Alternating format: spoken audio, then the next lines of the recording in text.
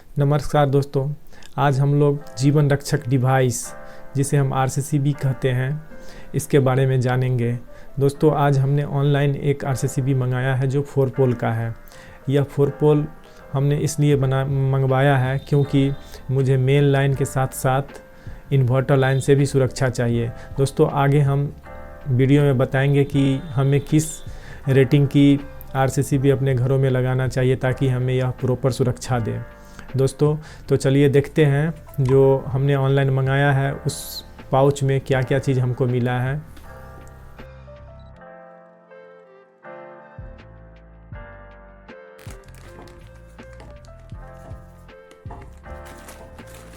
दोस्तों, हमने इसे तब मंगवाया जब पिछले दिनों हमने न्यूज़ में एक बहुत ही शॉकिंग न्यूज़ देखा कि मई 2025 में विजयवाड़ा में हाउस शिफ्टिंग के दौरान एक ही परिवार के 3 सदस्य एक लाइव वायर के टच में आने से उनकी मृत्यु हो गई।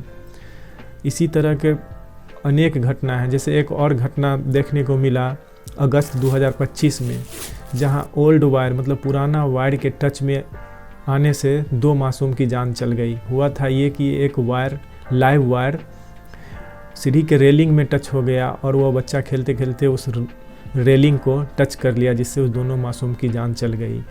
एक और घटना जो दिल्ली में आया था नवंबर 2025 में, जो एक वाटर रॉड जिसे हम नहाने के लिए पानी गर्म करने के लिए यूज करते हैं, एक 23 वर्ष का युवक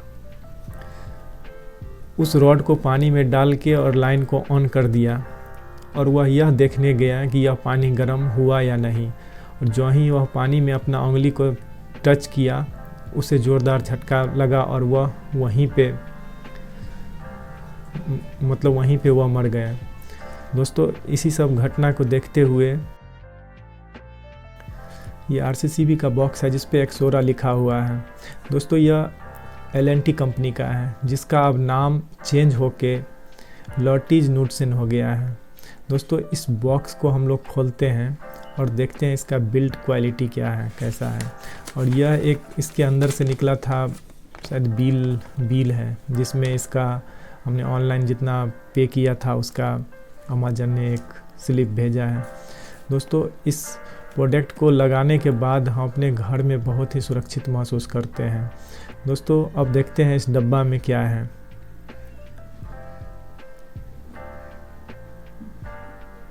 इस डब्बे में थोड़ा सा इस प्रोडक्ट से आवाज़ आ रहा है। यह आवाज़ किस चीज़ का है आगे हम देखते हैं इसमें से आवाज़ क्यों आ रहा है।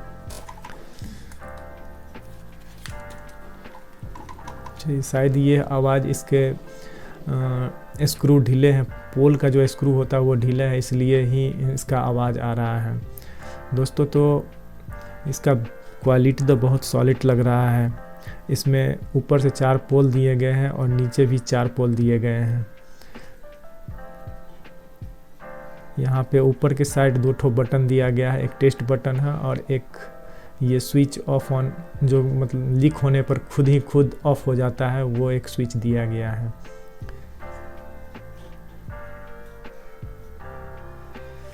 पीछे साइड में इस प्रोडक्ट का एक लोगो दिया हुआ है, QR कोड दिया गया है जो ओरिजिनल होने का ऑथेंटिकेट करता है। हम लोग अक्सर सोचते हैं कि घर में हम MCB लगा लिए हैं तो यह मुझे पूरा प्रोटेक्शन देगा, लेकिन ऐसा नहीं है। RCCB और MCB के काम करने का तरीका दोनों अलग अलग होते हैं। MCB जो होता है वह जो है सो हमारे घर में शॉर्ट सर्किट, जैसे कोई लाइव वायर फेज और न्यूट्रल दोनों आपस में अगर टच हो जाते हैं तो शॉर्ट सर्किट होता है, उस समय MCB ट्रिप कर जाता है।